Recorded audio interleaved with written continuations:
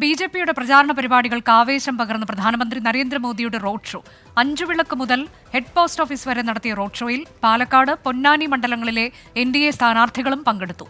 നൂറുകണക്കിന് പ്രവർത്തകർ പ്രധാനമന്ത്രിയെ കാണാനെത്തി.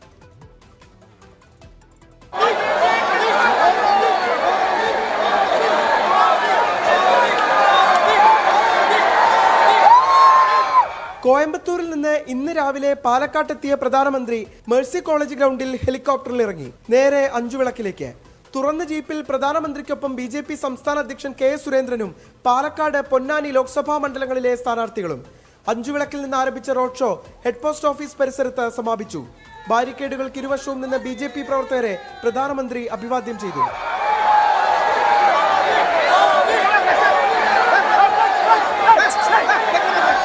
റോഡ് ഷോ വളരെ ആവേശകരമായിരുന്നു, ഉജ്ജ്വലമായിരുന്നു. പാലക്കാട് ജനതയ്ക്ക് വലിയൊരു ആവേശക്കടല് തിരയിളകി മോദിജി വന്നപ്പോൾ. പാലക്കാട് ലോക്സഭാ മണ്ഡലം പിടിച്ചെടുക്കും. മോദിയുടെ ആ വരവ് ഒരു ഗജകേസരിയുടെ ഒരു വരവായിരുന്നു. അതോടുകൂടി ഇവിടുത്തെ പാലക്കാടിലെ മൊത്തം ജനങ്ങൾ ആവേശക്കടലിലാണ്. 20 മിനിറ്റിൽ റോഡ് ഷോ പൂർത്തിയാക്കി മടക്കം. സേലത്താണ് ഇനി പ്രധാനമന്ത്രിയുടെ തെരഞ്ഞെടുപ്പ് യോഗം. ഇതിനിടെ മലപ്പുറം സ്ഥാനാർത്ഥി M. അബ്ദുൽ സലാമിന് SPG അനുമതി നിഷേധിച്ചത് കല്ലുകടിയായി. പ്രധാനമന്ത്രിയുടെ റോഡ് ഷോ ജില്ലയിലെ സാധ്യതകൾ വർദ്ധിപ്പിക്കുന്നുവെന്നാണ് നേതൃത്വത്തിന്റെ വിലയിരുത്തൽ.